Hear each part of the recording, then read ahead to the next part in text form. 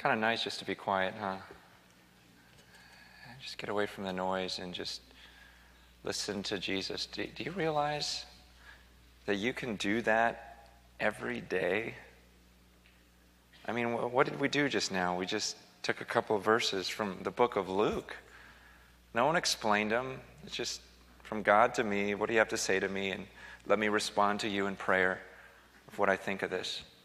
Not only can we do that, but we need to do that every day. We're required to do that every day. You know, when Jesus tells Mary, or he tells Martha, look, Martha, what does he say to Martha? He goes, you're worried and upset about so many things, but only one thing is needed. And then he says that Mary has chosen what is better, and it will not be taken away from her. There's nothing wrong with what Martha was doing, right? I mean, if Jesus is going to be over at your house, it's, you want to prepare something nice. Nothing wrong with that. He just says that, you know what, Mary's chosen what's better. There's only one thing that's needed. There's only one thing that's necessary. And Mary chose what was better.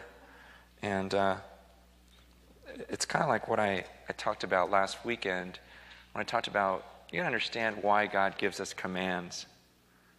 It's for our good. It's what's best. It's what's best for us. Again, this isn't a guilt thing of, oh man, God gives me one task every day and I don't do it.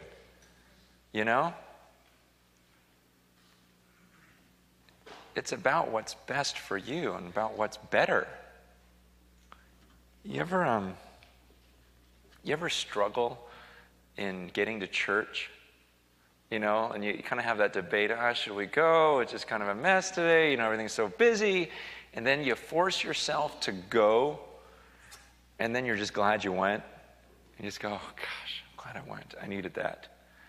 I just needed to worship. I needed that so much. You ever regret? Well, let me not do that one.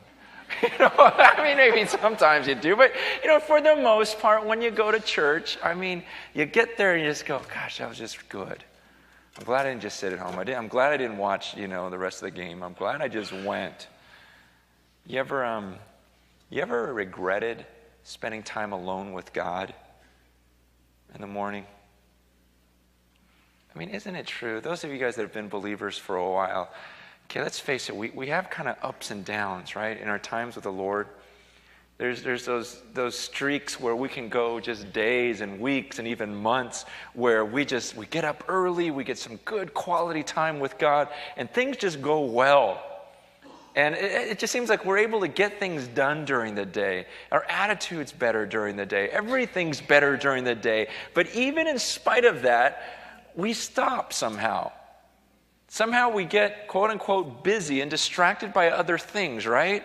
And suddenly, well, I'm just too busy this week. I'm just going to put it off. Well, I'm on vacation or this or that. And we get out of that flow and we stop that time with the Lord and things start to go downhill.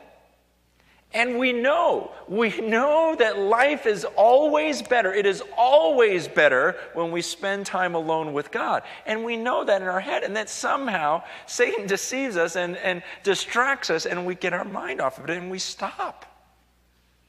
We all know this. I know this. I know the more time I spend in prayer, man, the better my attitude is, the better the day goes, the better everything goes. And yet somehow I can still be distracted. It's crazy. And you guys know, when you miss like weeks of church, you know how things go. And yet we allow life to get busy.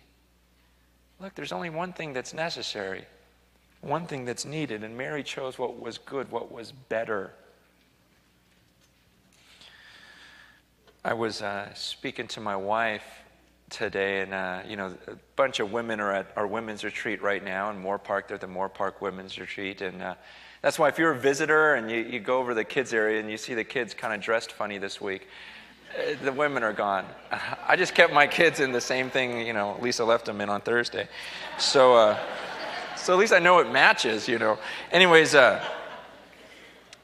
was talking to her and, asking, hey, how's the women's retreat going, And she says, it was the greatest night on Friday night. It's like, really? I go, what was the best thing about the retreat so far? She goes, Friday night. We told the ladies just to go out and spend half an hour alone with the Lord. Just go out, look at the stars, be quiet, and just pray to God for half an hour. She said the women just raved about it. They just couldn't stop talking about it. And it showed me a couple things. One is, man, just how powerful it is when we have time alone with the Lord. And two is they don't get out much.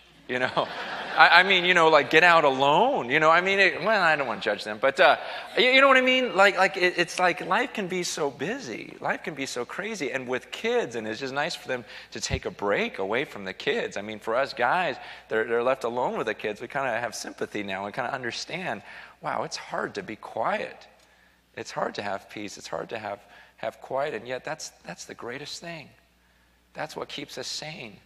Is this time alone with God? I mean, is there anything you could be doing right now that would be greater than just meditating on the words of Jesus? Just sitting at Jesus' feet, listening to him teach, and then just responding to him in prayer.